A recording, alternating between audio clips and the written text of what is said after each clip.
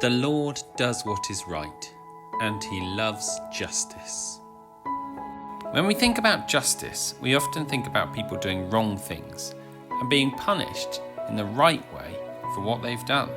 But justice means more than crimes and punishments. Another word we use that's similar is fairness. These are my 3 children. I imagine you'd expect me to treat them all roughly the same. Let's imagine I gave my first child an orange, and my second child an orange, but then my third child a mouldy old carrot. How would you feel about that? Or imagine in my house I gave my first 2 children lovely bedrooms with nice comfy beds, but I made my third child sleep in the shed. How would you feel about that? Or imagine at Christmas I gave my first 2 children really cool gadgets, and my third child a simple cup and ball toy. Well, you might feel a bit sorry for child number 3, and you might say it's not fair.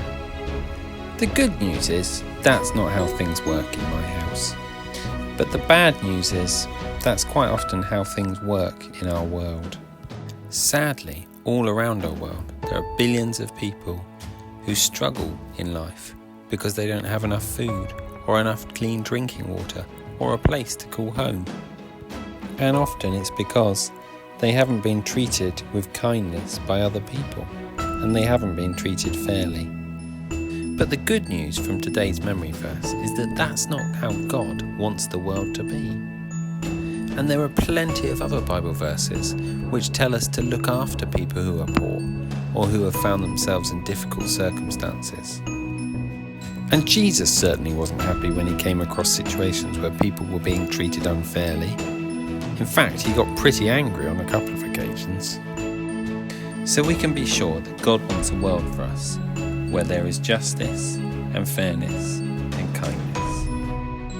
And he wants us to play a part in bringing that about.